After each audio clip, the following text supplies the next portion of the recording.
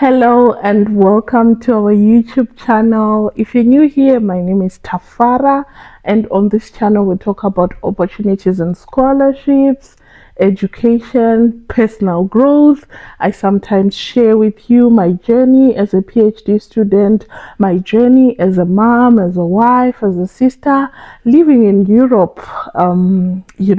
How life goes on and all of that. But today I'm here to talk about something that is very important that I think most people are not aware of out there. I know I preach a lot about scholarships. I'm always asking, I'm always posting, I'm always creating videos about scholarships. Guys, apply for these scholarships and all of that stuff. Yes, I understand I'm a scholarship pro woman, right? But today I want to talk about how not the majority of all the people you see in Europe come through scholarships. So I thought it is important that I highlight that as others are coming through scholarships, others are even making it as self-paying students in Europe, and this is the reason why. Most of the public universities in Europe allows them to study without paying thousands and thousands of money, so they can actually survive as a self-paying student, survive on only the 80 hours that they are allowed to work whilst they are a student here. So yeah, I'm going to be giving quite a few examples of those universities or those countries that give this free education. And some of these countries that offer free education, sometimes they do it for their locals, and sometimes the international students are allowed to study for free. One example that I know about is Norway. I remember when I was doing my exchange program in Norway in 2022 up to 2023, I realized that for years Norway has been free tuition for international students. And when I heard about that, I lamented. Here is why I lamented, guys. It was so painful to know that we have a few people. I would like to give an example of where I come from, Zimbabwe. We had a few people who were in Norway studying for free. Not because people did not want, but because people probably didn't know about this opportunity. And what really hurt me was all you had to do was provide some money in your account for your upkeep, and as soon as you landed in Norway, they would transfer back that money to you. So if your parents had borrowed someone and all of that, you could actually send them back that money and remain with only something that would suffice you for 3 to 4 months whilst you look for a job. And once you get a job as a student, you are able to live, pay your rent, live your day-by-day expenses, because they had to pay $0 for them to study in Norway. So when I found out about that, I was asking myself, why is it, people are not coming and all of that? And I realized that it's not that people don't want to come. It's because that information is not available to them. They always think, like, when someone is saying I'm studying in Europe, they always think that probably their parents have to be big wigs, their parents have to have large pockets, their parents have got to be rich for those people to, study in Europe.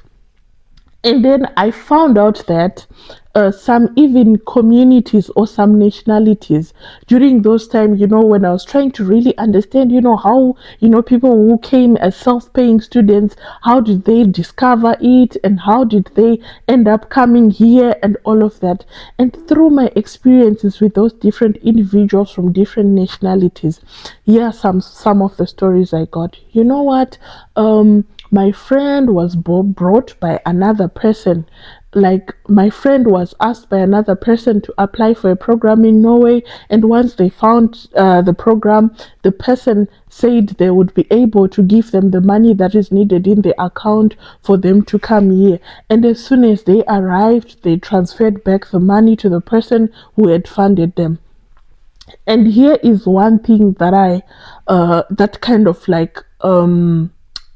that kind of surprised me, or kind of in a good way. It was those people were actually saying that.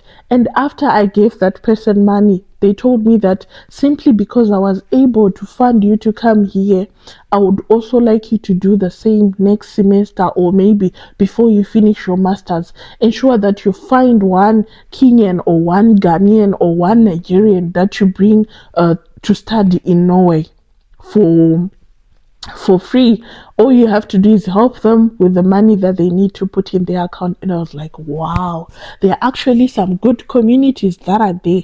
And it's not something that I've read on the internet, it's not something that I've seen or heard from other people, but I've heard it from first-hand people that really, went through this journey.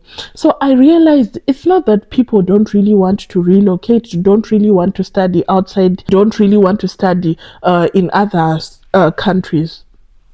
But what is lacking is information about those countries that take international students and allow them to pay, allow them to learn for free, or allow them to pay just a small amount, an administrative amount, and then they can study in that country. So once I found out that, I was like, oh, when I finish and I'm all settled, I would really like to talk to other people and also bring out the information to other people that you can actually find different countries in Europe that allow you to study for free. I gave an example for Norway because that's where I had been and I had experienced how the environment is. Unfortunately, or maybe I can say sadly, that very same year I was finishing my master's there, they passed a rule whereby they were asking international students to pay. And trust me, that has really affected a lot of people because the cost of, money that they require in the account is actually grown big. And also, on top of, paying your accommodation and other things for yourself, you now have to pay for tuition fees. So I'm pretty sure the numbers of people applying there have kind of reduced, but we are talking about 2 decades plus of people coming into Norway studying for free.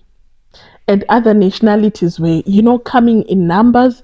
And I would like to really encourage my Zimbabwean community to look at this video and really check out the different examples that I'm going to give out on this video and really see if they can do it, because sometimes we only find things after they are already, kind of expired and all of that.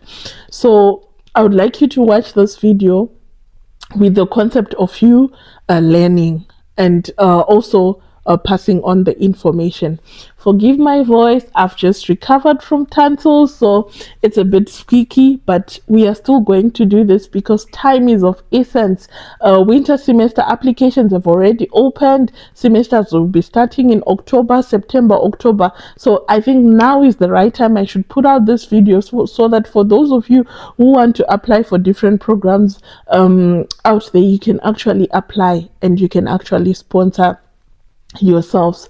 Sorry, I'm just going to go back to the Norway example because I forgot to tell you something. What I wanted to tell you is that during that time, the money they were asking for, I am child of civil servants, and we know in Zimbabwe civil servants have access to bank loans, and back then civil servants could get maybe 7,000 or 8,000 US dollars as a loan. And during that time, I was like, oh, if I had known about this information about Norway, probably my mom or my dad could have taken a loan, allowed me to study in Norway. And once I got there, I would send back the money, they would do whatever they want to do with it, and I would work myself out to ensure that I earn money to support myself and also to finish my studies. So I was just thinking, like, if this information was just being freely given to people out there, look at how many civil servants would have been able to send their kids outside of the country to learn, and they would actually change quite a lot of things in their families. So yeah, I know that for Norway it might be too late for us, but for other countries it's not too late because they have not closed that. So Norway is one country that has free tuition. And then we have countries like Germany, Austria, France, Netherlands. Those countries will ask you to pay maybe an administration fee of 300 euros or 250 euros or so, and then you study. I could consider that free in my case, considering how much tuition fee some of the UK universities are charging students. So, like, if you're asked to pay $300 per semester, and you come here and you're able to find good, affordable accommodation, and you're able to work 80 hours, I think that 300 euros you can actually make it in a week or so, and you're able to pay for your fees.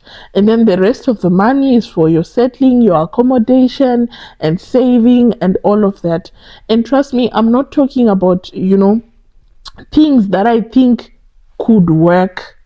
I'm talking about things that I've seen people doing whilst I was studying in Germany. I've seen people going through this process and they've managed to finish their masters, managed to finish their bachelors, managed to even settle down, do their PhDs, or even relocate to other countries, or even go back after they are done studying.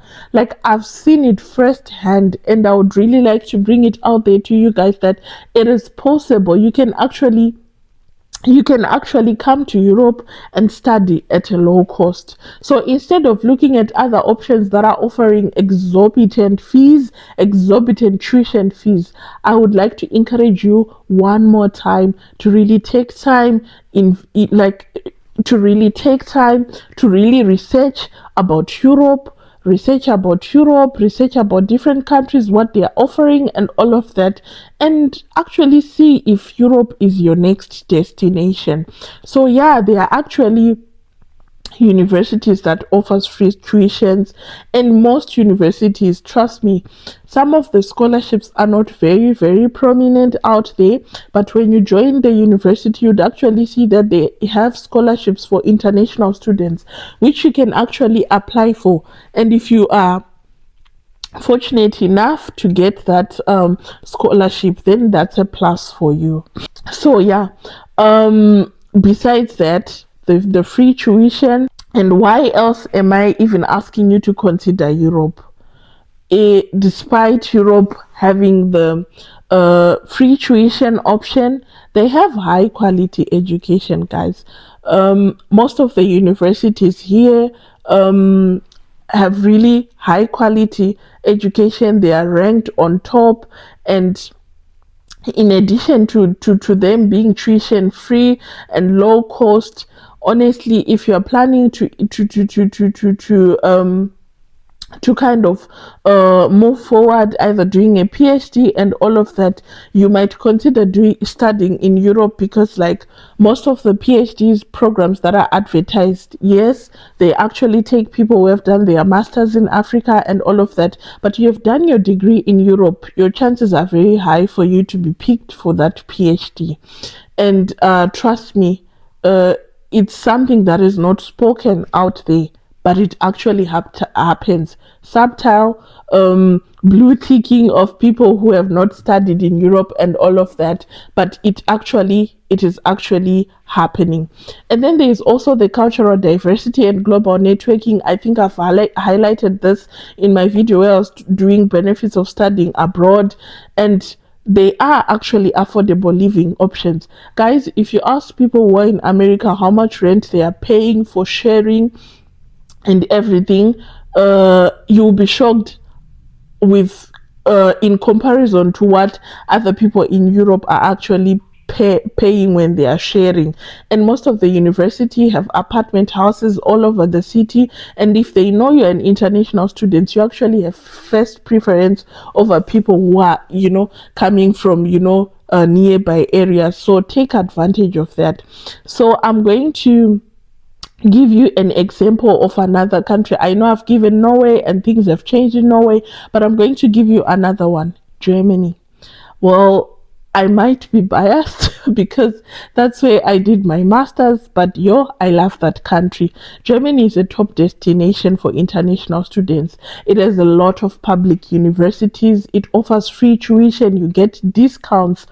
One funny story I would tell you about is that I like to use my student status whenever it benefits me. So like when I'm getting discounts, yes, I'm a student and all of that. And then when it's other thing, I'm like, oh, I'm a PhD researcher and all of that. But yeah, Germany is actually good because you get a lot of students discounts, and then you only need to pay a small administration fee. As I said, the last time I was there, it was around 300 euros, but there are other universities that have even administration of less than 300 euros. If you're lucky that your university is not in a main city like Berlin, Hamburg, Frankfurt, and all of that, accommodation is actually cheap. And then we have university in Germany like Technical University of Munich. It is located in Munich, Germany. That is a big city, and sometimes accommodation can be difficult. But that university has a lot of programs that are offered in English, and most of the programs are at master level. And then the living costs are between 850 euros per month, which varies depending on which area you are staying. So, as I said, a disclaimer, it depends on the region you are, it depends on the state you are, it depends on the country you are. You could find that there are other students paying as much as 1,500 euros in Germany per semester, and there are other students who are paying 300 euros per semester also in Germany. So take advantage of that, and also ensure that you really research. Each time I get messages or emails from people wanting to know where to start, I always tell them start with the public universities, because the cost there is much more cheaper than going to private universities. And I've talked about Norway already, and it's a pity that there's now tuition fees. But if you can afford to have the money that they need in the account, and if you know that you can go there and work and support your tuition fees, it's also another good option. And then we have countries like Austria. They take international students. My university take international students, and I actually have friends who are doing their masters and they are self-paying. They pay around 700 euros per semester, and to them, they feel like the 700 euros per semester is actually affordable. Why? Because when they work their 80 hours, they get more than that. They are able to cover for their accommodation, their living expenses, etc., etc. So this video is not for those people who are entirely dependent on scholarships. I'm actually giving people options. There are other people who are able to show like a bank statement to the visas that they are able to support themselves, to self-fund themselves, or there are other people who have sponsors who are willing to sponsor them with that money that is needed to show in their account, and then they come and study. And I don't know how they would, have that money back to the people, but all the same, I want us to have the same opportunity to be able to study in Europe. And then there is Finland. Finland also has a generous scholarships for international students. At the same time, their fees is also affordable. I am avoiding to give you exact prices because these vary from university to university. But all those countries that I've mentioned, you can actually go on Google, search about Finland, search about public universities in Finland, search about the programs that you want that are offered in Finland, and start from there. It's a starting point. The main story here is that Europe has actually countries where you can study for free, or where you can study for a low cost. It is much more better as compared to going to the US, where you are given a loan and then you have to pay it after and all of that. So I'm just trying to give you all the options that you can do. Yes, if you're given a loan in the US and that works for you, you can actually go and do that. But you can actually try to come to Europe and be a self-funding student, find a part-time job and all of that, and fund yourselves without, by the time you finish your masters, you're not owing anyone because you didn't get a loan. You were just able to get a part-time job and work for yourself. And then example universities in Finland, we have University of Helsinki. It is located in Helsinki, which is the capital city, and they have quite a number of English taught bachelor's and master's programs. I'm just here to give you examples of the countries that, have the possibility of you learning for free. And the living costs are a bit much more higher, between 800 to 1.2 per month. And you can also check out, once you are here as a self-paying student, you can also check out the Finnish government scholarships that covers tuition fees for non-EU students. So you can come here as a self-paying student, and along the line you find different scholarships that are being offered in the region, and then boom, you get to be paid for your tuition fee, even if it's for one semester, even if it's for 2 semesters. That really actually helps you to, ease up with the finances. I remember when I was in Göttingen, I was on another scholarship, but there was an opportunity to apply for an international funding, which was we were offered that scholarship for like 3 months, I know, and the money was like, I think we got, must be 300 euros or 400 euros, and that's it. That 300 400 euros helped me with my accommodation expenses, helped me with a lot of stuff. So once you come here, you don't need to look down upon different scholarships that are there, because some scholarship might just be for $1,000, and you're looking at it, you're like, oh, $1,000, how can I apply for this? My cost of living is 1.2. One thing I've learned is, when you're applying for grants and scholarships, if they're giving you $50, if you qualify, take it. If they are giving you $100, if you qualify, take it again. So yeah, this is one of the things that you can leverage on applying on different scholarships when you are already in the country. And then we have Sweden, Norway, Finland are a bit expensive when it comes to living costs, but also their part-time jobs pay very well. That means that things cover each other at the end of the day. But you should consider these countries because you can actually pay for your own tuition fees. And then we have Denmark. These are Scandinavian countries. We have Denmark. It offers free education for EU students, while some non-EU students need to pay tuition. And they have various scholarships that they offer for international students. So one thing that I want to highlight is that when I go on our Boku University page, there are actually a lot of African countries that are exempted from paying school fees. Uganda, Kenya, Zambia, Malawi, Sudan, Benin. There are actually quite a lot of countries. So one thing that I want to let you know is that sometimes they might say international students need to pay tuition fees, but it doesn't mean every international student has to pay. You might be surprised that if you go on the list and you see that your country is exempted.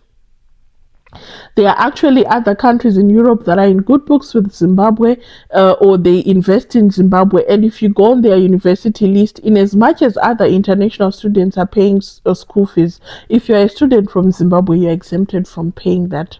So, for example, that $700 that I was talking about, that is being paid by students in Austria, like who are at Boku. Maybe if you are from Benin, or if you are from Sudan, or if you are from Kenya, or if you are from Malawi or Zambia, and your country is there on the exemption list, you don't need to pay the 700. You just need to pay, I think, 20 euros, and it's for like the student union or something. 20 euros is all you pay, and you learn. So I hope this video opens you up to see the different ways you can actually come, even if you are not granted a scholarship, or if you don't have a scholarship. You can actually, I encourage you to look at the websites thoroughly, see the things that are working at your advantage, and capitalize on them. So I hope that this video does this for you, and I hope that this video really shows you how possible it is also to come and study here, even if you don't have a scholarship. So I talked about Norway, I talked about Finland, I talked about Sweden, I talked about Germany, I talked about Denmark, I talked about Austria. These are not only the countries that are there in Europe, there are quite a lot of countries in Europe that you can actually explore. These are just pointers to show you that there are actually countries that are doing it. So what do? You go on Google, you start really looking for free tuition fees, public universities in Europe. A lot of countries will come through, and or maybe you can even start narrowing down by searching the program of your choice and all of the things, like trying to narrow down. You can actually see that there are quite a lot of countries in Europe that you're able to study in. You're able to study in Budapest, Hungary. You are able to study in Czech Republic. You're able to study maybe in Slovakia, Slovenia, and most of these countries have their own government scholarships that they give you. So because this is broad, right, there is no one size fits all to that, to say this is how you apply. But now that you know where you want to study for free, here's how you can actually apply.